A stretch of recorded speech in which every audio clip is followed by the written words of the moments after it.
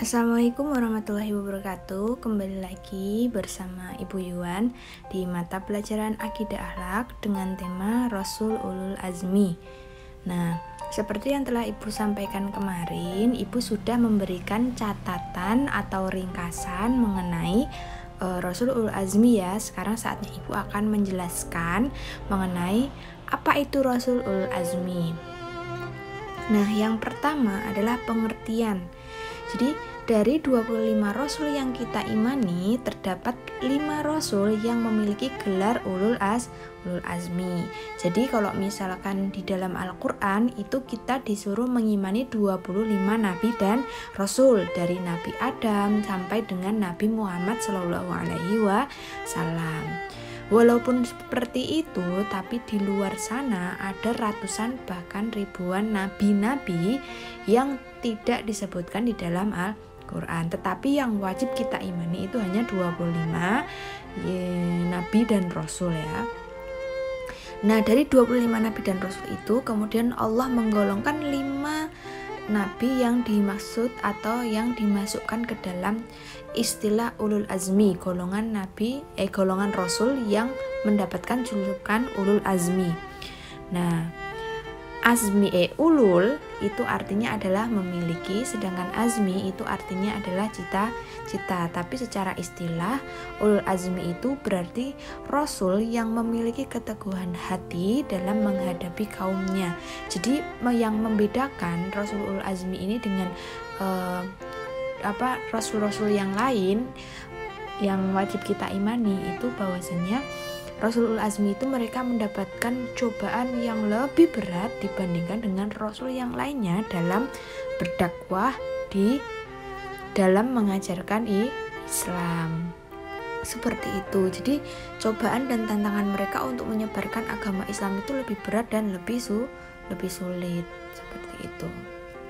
Nah, di sini Ibu memberikan singkatan 5 Rasul Ulul Azmi dalam singkatan NIMIM. Ya, silahkan diingat-ingat NIMIM. NIMIM ini terdiri dari N untuk Nabi Nuh alaihissalam, yang kedua I untuk Nabi Ibrahim alaihissalam, ketiga M untuk Nabi Musa alaihissalam, dan I lagi untuk Nabi Isa alaihissalam, dan yang terakhir adalah M untuk Nabi Muhammad Sallallahu Alaihi Wasallam. Ini salah ya.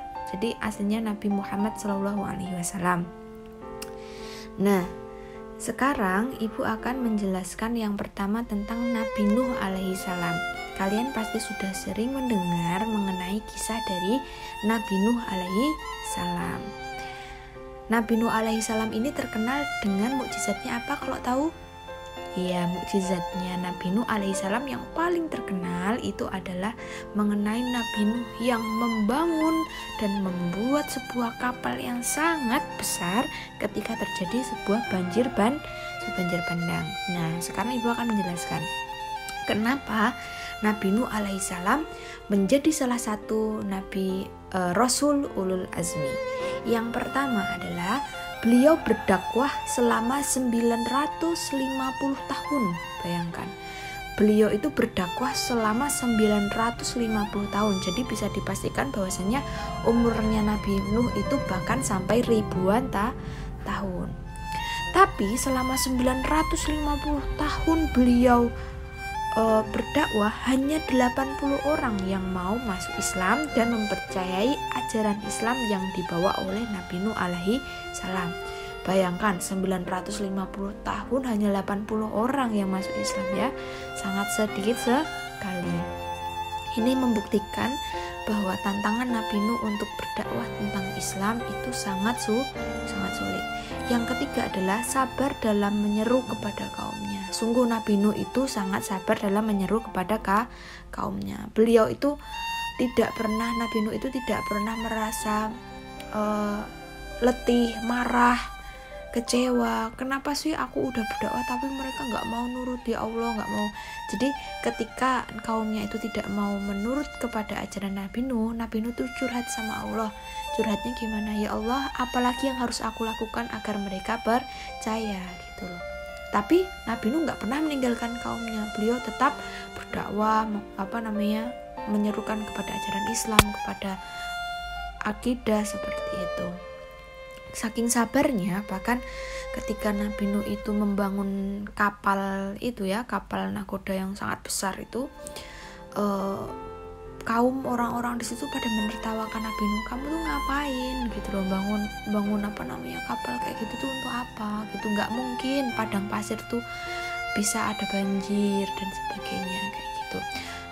Bahkan setiap hari itu, setiap kali Nabi Nuh itu akan membangun ulang kapalnya, kayak misalkan kan kapal itu kan nggak jadi dalam waktu satu malam ya, jadi setiap hari Nabi itu membangun, merakit.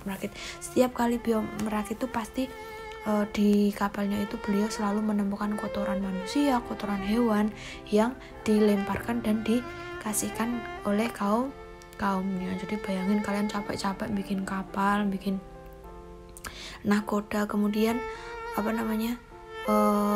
setiap kali kalian mau bangun lagi tuh kok ada kotoran kayak itu. Tapi Nabi Nuh sangat sabar.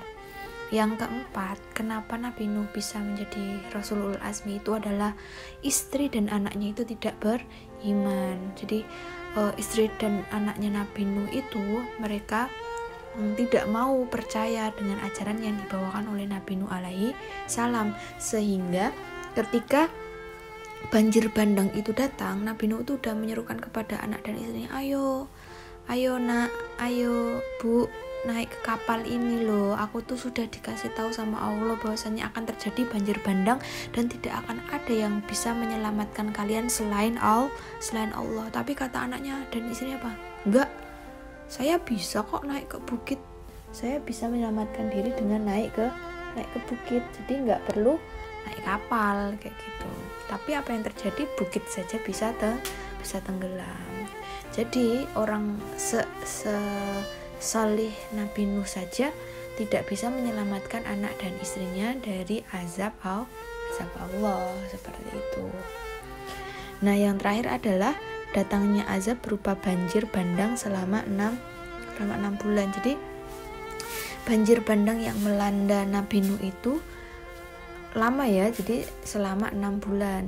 Kita aja yang di Kalsel saat ini banjir bandang baru 10 hari aja sudah merugikan banyak orang, rumah-rumah pada hanyut, bahkan banyak korban jiwa, listrik pada mati. Jadi bisa dibayangkan ya, banjir bandang selama 6 bulan berturut-turut tanpa surut, sedangkan banjirnya itu bahkan lebih tinggi dari sebuah bukit dan pohon kelapa, jadi sangat dalam. Nah, ketika banjir bandang itu, Allah menyerukan kepada Nabi Nuh alaihi salam untuk membangun sebuah kapal dengan panjang 200 meter dan memiliki 3 tingkat. Jadi kapalnya itu sangat besar, panjangnya 200 meter dan ada 3 tingkat ya, seperti itu. Di dalam kapal itu Nabi mengangkut para pengikutnya yang beriman dan membawa berbagai macam tanaman, bibit tanaman serta hewan-hewan dan bahan pokok makanan seperti itu. Jadi beliau itu membawa berbagai jenis hewan itu secara berpasang-pasangan. Jadi ada sapi betina dan jantan, kemudian ada kucing betina dan jantan, ada domba, ada kambing, seperti itu ya. Nah, itu tadi adalah alasan mengapa Nabi Nuh alaihi salam itu bisa menjadi Rasulul Azmi, seperti itu ya. Nah, cukup sekian materi dari Ibu. Untuk minggu depan Ibu akan menjelaskan dan menceritakan mengenai mukjizat Nabi Ibrahim alaihissalam sebagai Nabi Ulul Azmi. Dadah. Wassalamualaikum warahmatullahi wabarakatuh. Selamat belajar ya.